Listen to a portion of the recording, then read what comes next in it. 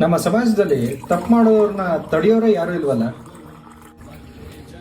ತಿದ್ದೋರೆ ತಪ್ಪು ಮಾಡ್ತಿದ್ದಾಗ ಇನ್ನೇನಾಗುತ್ತೆ? ನಮ್ಮ ಧಾರ್ಮಿಕ ಗ್ರಂಥಗಳನ್ನ ಮಾತ್ರ ನಿಂದಿಸ್ತಾರಲ್ಲ, ಯಾಕೆ? ನಮ್ಮವರೇ ನಮಗೆ ಶತ್ರುಗಳು.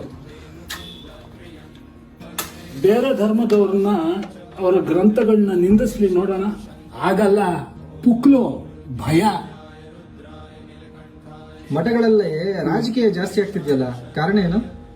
ರಾಜಕೀಯದವರೇ ಮಠ ಸೇರ್ಕೋತಿದಾರಲ್ಲ, ಇನ್ನೇನ್ ಮಾಡಕ್ಕಾಗುತ್ತೆ? ನಾನೊಂದು ದೇವ್ರ ನಾಮ ಬರಿಬೇಕು ಅಂತಿದ್ದೀನಿ, ಆಶೀರ್ವಾದ ಮಾಡಿ. ಮೊದಲು ನಮ್ಮ ಧರ್ಮಕ್ಕೆ ಸಂಬಂಧಪಟ್ಟಂತ ಶ್ಲೋಕಗಳು, ದೇವರ ನಾಮಗಳು, ಅದರ ರಹಸ್ಯಾರ್ಥವನ್ನ ಅರ್ಥ ಮಾಡ್ಕೊ. ಆಮೇಲೆ ನೀನು ರಚನೆ ಮಾಡು. ಏನು? ಸರಿ. ಆಮೇಲೆ ಎಲ್ಲಕ್ಕಿಂತ ದೊಡ್ಡ ದುಃಖ ಯಾವುದು? ದೇವರನ್ನ ಮರೆಯೋದು ದೊಡ್ಡ ದುಃಖ ಅಂತ ಜ್ಞಾನಿಗಳು ಹೇಳ್ತಾರೆ.